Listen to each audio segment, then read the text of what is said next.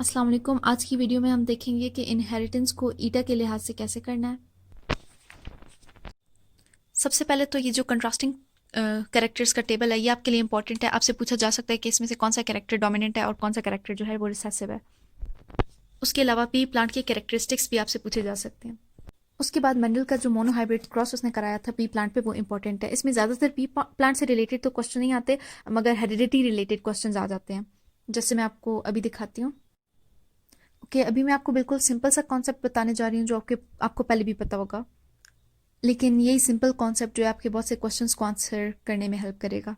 Okay, these are the genes of the father and these are the genes of the mother. ठीक है, अब इनके हमने gametes बनाए तो ये गेमेट्स हैं फादर के और ये हैं मदर के। ठीक है, अब इससे हम देख सकते हैं एक्स एक्स हो गया इस चेकर बोर्ड मेथड पे। ठीक है, oops, और X Y and X X, इसमें हम देख सकते हैं कि 50% चांसेस हैं कि सन होगा और 50% चांसेस हैं डॉटर। ठीक है, ये बात तो हम सबको पता है। अब अगर इसमें डिजीजेस हमारे पास आ जाती हैं, कुछ डिजीजेस होती हैं एक्स लिंक डोमिनेंट, कुछ होती हैं एक्स लिंक रिसेसिव और बहुत रेयर बहुत कम डिजीजेस जो हैं वो वाई लिंक्ड भी होती हैं। ठीक है, तो अगर एक्स लिंक रिसेसिव का हमारे पास आ जाए क्वेश्चन, मिसाल के तौर पर हीमोफीलिया है, हमें पता है वो कैरी होती है एक्स के ऊपर। ठीक है, I mean it is X linked, so या तो अब अगर आपके पास क्वेश्चन ये आता है कि मदर जो है कैरियर है तो उसका मतलब उनके एक एक्स पे हीमोफीलिया का जीन होगा। ठीक है, तो इस बोर्ड में यहाँ पे ये है मदर के, मिसाल के तौर पे इनके इस वाले एक्स पे हीमोफीलिया है। तो अब यहाँ पे एंड यहाँ पे H, तो क्योंकि हीमोफीलिया रिसेसिव है तो इसलिए ये वाला यानी कि ये डॉटर हीमोफिलिक नहीं होगी बल्कि कैरियर होगी, जबकि ये वाला जो सन होगा वो क्या होगा, वो हीमोफिलिक होगा। ठीक है, इसका मतलब यानी कि इस वाले पे कोई भी एच नहीं है, इस वाले पे भी कोई एच नहीं है। ठीक है, इसका मतलब ये है कि 25% चिल्ड्रन जो है वो कैरियर होंगे और 25% चिल्ड्रन वो क्या होंगे, वो होंगे हीमोफिलिक। जबकि अगर आपसे सिर्फ सन्स या सिर्फ डॉटर्स का पूछा जाए तो उसका मतलब ये होगा कि 50% डॉटर्स जो है वो कैरियर होंगी जबकि 50% सन्स जो है वो क्या होंगे, हीमोफिलिक होंगे। ठीक है, तो ये सारे कॉन्सेप्ट्स आपको आने चाहिए अच्छे से क्योंकि इसमें से बहुत सारे क्वेश्चंस बनते हैं। अब अगर मेंडल के डाईहाइब्रिड क्रॉस को देखा जाए तो उसमें हम देख सकते हैं कि इनकी फिनोटिपिक रेशियो जो है आपको दी गई है, इससे भी आपसे क्वेश्चन पूछा जा सकता है। उसके अलावा हम ये देख सकते हैं कि इसमें प्योरली रिसेसिव एक ही पी प्लांट है और प्योरली डोमिनेंट एक ही पी प्लांट है। आई मीन उसकी रेशियो जो है 16 में से उसकी रेशियो 1 होगी, प्योरली डोमिनेंट की भी रेशियो 1 है और प्योरली रिसेसिव की भी 1 है, और बाकी या तो हेट्रोजाइगस डोमिनेंट है या हेट्रोजाइगस रिसेसिव है।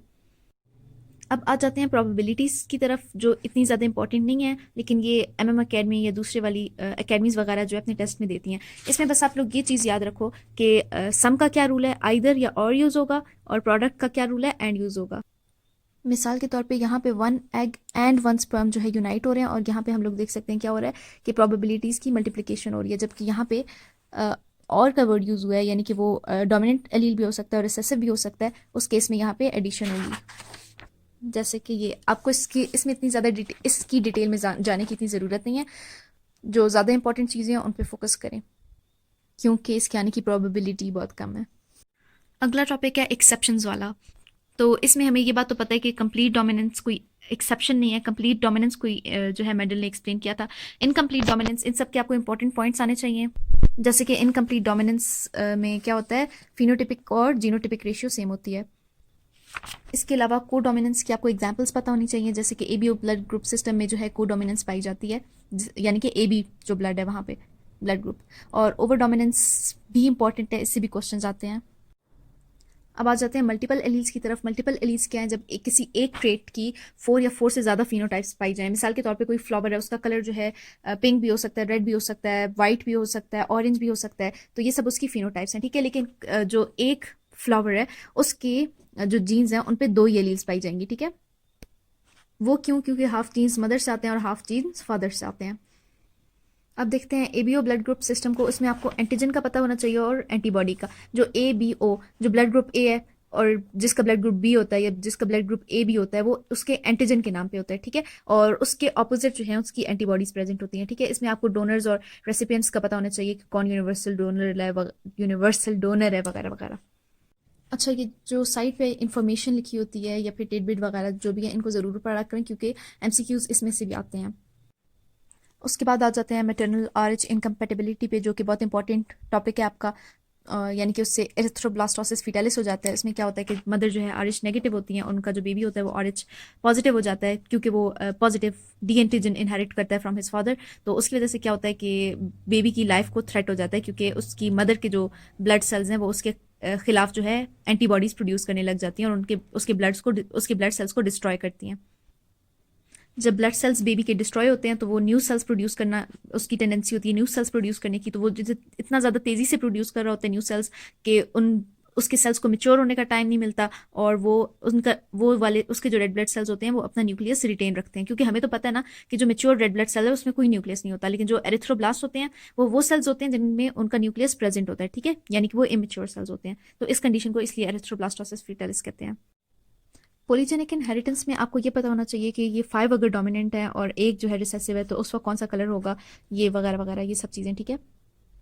ये आपसे इसके कलर और स्किन के कलर में भी पूछा जा सकता है। अब सेक्स डिटर्मिनेशन में इन सब की एग्जांपल्स आपको आनी चाहिए। जहाँ जहाँ पे भी एग्जांपल्स दी हो वो आपको अच्छे से आने चाहिए, क्योंकि उनमें से बहुत से क्वेश्चंस आते हैं और आपके बहुत से क्वेश्चन सॉल्व भी हो सकते हैं अगर एग्जांपल्स अच्छे से आती हो तो। Last but not the least, जो आप ये जो डिजीज़ेज हैं वो आपके लिए बहुत ज़्यादा इंपॉर्टेंट है। Sex limited straight and sex influence straight, इनकी भी एग्जांपल्स आपको आनी चाहिए। अब हम इस चैप्टर के एक्सरसाइज के एमसीक्यूज देखते हैं। सबसे पहला एमसीक्यू देखते हैं कि blood group B phenotype contains anti A antibodies in the serum and agglutinates any RBC with antigen. अब ये कह रहे हैं कि अगर हमारे पास ब्लड ग्रुप बी है तो हमें पता है कि ब्लड ग्रुप बी में जो एंटीबॉडी होती है वो एंटी-ए एंटीबॉडी होती है। तो जाहिर सी बात है जो एंटी-ए का मतलब ये है कि वो जो ए एंटीजन आएगा उसको डिस्ट्रॉय करेगी, तो इसका आंसर क्या होगा, ए होगा। सेकेंड क्वेश्चन है कि चांसेस फॉर अ सन और daughter in human birth are, जैसे कि हमने ये वाला चेकर्ड बोर्ड बनाया था जो कि बहुत ही ख़राब है। तो इसमें हम देख सकते हैं कि 50% जो है वो सन्स हैं और 50% डॉटर्स हैं, ठीक है। तो इसकी क्या रेशियो हुई, यानी कि ये 2 सन्स 2 डॉटर्स और ये दोनों आपस में कट हो जाएंगे, तो 1:1 जो है हमारे पास आंसर होगा। क्वेश्चन नंबर 3 आ जाता है कि number of linkage group in man. अब लिंकेज ग्रुप की डेफिनेशन लिखी हुई थी पीछे कि linked genes found on the same homologous pair of chromosomes. तो इसका मतलब ये कि जितने होमोलोगस पेयर्स ऑफ क्रोमोसोम होंगे उतने ही लिंकेज ग्रुप होंगे, ठीक है। जो कि होमोलोगस पेयर कितने होते हैं ह्यूमन में, 23 होते हैं, ठीक है। पेयर का मतलब 2 होता है ना, तो 23 + 23 कितने होते हैं, 46 टोटल होते हैं। लेकिन जो लिंकेज ग्रुप है यानी कि होमोलोगस पेयर है वो कितने होंगे, 23 होंगे। अब आ जाता है अगला question, a man of blood group A marries a woman of blood group B and they have one child, which of the following statements about the child blood is correct। अच्छा, अब ये ब्लड ग्रुप ए बताया और blood group B बताया गया, ठीक है। लेकिन अब हमें ये नहीं कंफर्म कि वो एक के जो ब्लड ग्रुप ए है वो होमोजाइगस है या हेट्रोजाइगस है, and same is the case with B. तो अब क्या हो सकता है। अब अगला क्वेश्चन हम देखते हैं, a man of blood group A marries a woman of blood group B and they have one child, which of the following statement about the child's blood is correct. अब ऐसा है कि हमें ये नहीं पता कि मैन का जो ब्लड है वो होमोजाइगस ए है या हेट्रोजाइगस ए है, और सिमिलर ये फीमेल का भी यही केस है, ठीक है। तो अब क्या हो सकता है, हम चेकर बोर्ड बनाएंगे इसका। तो ये हमारे फादर का ब्लड ग्रुप और ये मदर का ब्लड ग्रुप। अब ए बी भी कम्बिनेशन पॉसिबल है, और बी के साथ यानी कि होमोजाइगस, सॉरी क्या कहते हैं इसको, आई, यानी कि कोई भी एंटीजन नहीं प्रेजेंट हो सकता, ये जो कि इसको ब्लड ग्रुप बी देगा। और ए ये वाला केस एंड ये वाला केस, यानी कि ये सारे के सारे ब्लड ग्रुप प्रेजेंट हो गया। होप कि समझ आ गई हो, क्योंकि मैं I am not that good at explaining. Next question है, how many different kinds of gametes will be formed by an individual if he is heterozygous for 4 gene pairs, ठीक है। अब इसका ये फॉर्मूला होता है, नंबर ऑफ गेमीट्स फाइंड करने का फॉर्मूला ये है 2⁻n, ठीक है। अब ये कहा गया है कि ये 4 जीन पेयर्स के लिए हेट्रोजाइगस है, तो 4 जीन पेयर जो n है उसकी जगह हम लोग 4 लगाएंगे, यानी कि 2⁻4, और 2 को हम लोग 4 टाइम्स करेंगे तो क्या आंसर आएगा, 2 2 4, 4 2 8, 8 2 16, तो आंसर होगा हमारा करेक्ट 16 वाला।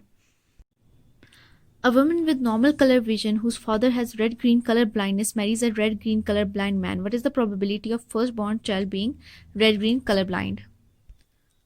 अब हमें पता है कि red green colour blindness x linked recessive है, ठीक है। अगर फादर जो है कलर ब्लाइंड था और हमें ये पता है कि डॉटर जो है वो एक्स जीन इनहेरिट करती है फादर से, तो इसका मतलब वो कैरियर होगी, क्योंकि फादर जो है वो कलर ब्लाइंड था and he had colour blind gene on his ex chromosome. तो ये थे फादर, और उनसे जो है इनहेरिट किया डॉटर ने कलर ब्लाइंडनेस का क्रोमोसोम, और वो बन गई कैरियर। ठीक है, अब क्या हुआ कि इसकी शादी हुई उस बंदे से जो कि कलर ब्लाइंड था, ये। ठीक है, तो अब जो है हम इनके गेमीट्स बनाएंगे।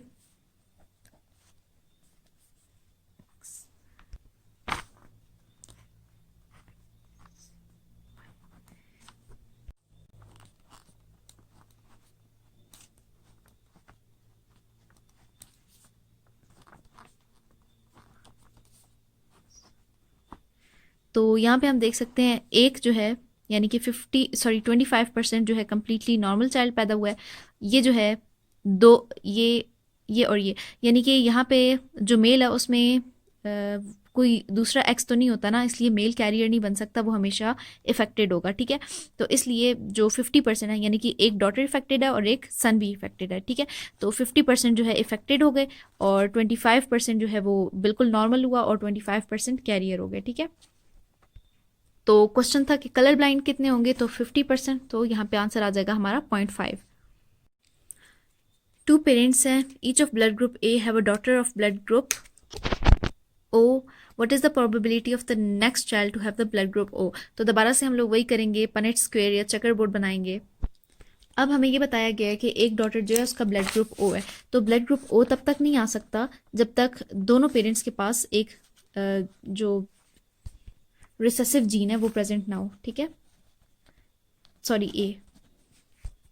तो अब जो है हम इनके गेमीट्स बनाएंगे, ए आई चेकर बोर्ड मेथड से। यहाँ पे हो गए ए, यहाँ से हो गए ए आई आई। तो यहाँ पे हम लोग देख सकते हैं कि 25% जो है वो बच्चे क्या होंगे, उनका ब्लड ग्रुप ओ होगा। तो करेक्ट आंसर है 0.25। What are the phenotypes of parents of color blind son and a non-carrier daughter with normal color vision? अब हमें ये बात पता है कि जो कलर ब्लाइंडनेस है वो एक्स लिंक रिसेसिव है। ठीक है, तो इस जो चाइल्ड है वो अपना एक्स लिंक रिसीव करता है मदर से। ठीक है, तो इसका मतलब ये हुआ कि मदर ज़रूर कैरियर है। और चूंकि हमें ये बात बताई गई है कि डॉटर जो है वो नॉन कैरियर है और डॉटर रिसीव करती है एक्स जीन अपने फादर से, और तो फिर और एक जीन रिसीव करती है वो अपनी मदर से, वो कैरियर नहीं है, तो इसका मतलब कि दोनों में से किसी के पास भी दोनों में से किसी का भी कलर ब्लाइंड जीन उसने नहीं इनहेरिट किया। ठीक है, तो इसका मतलब ये हुआ कि फादर नॉर्मल है, तो हमारा ऑप्शन सी यहाँ पे करेक्ट होगा। When expression of biological character is observed in variable intensity, it is due to the effect of, जैसे कि स्किन कलर की एग्जांपल ले लें, उन स्किन कलर की भी इंटेंसिटी डिफरेंट होती है, तो वो किसकी एग्जांपल है, पॉलीजेनिक इनहेरिटेंस की, तो ये हमारा आंसर करेक्ट होगा। Inheritance of skin color in man is controlled by 8 pair of genes which are multiple alleles, ये बात हमें पता है। And that is all for today's video.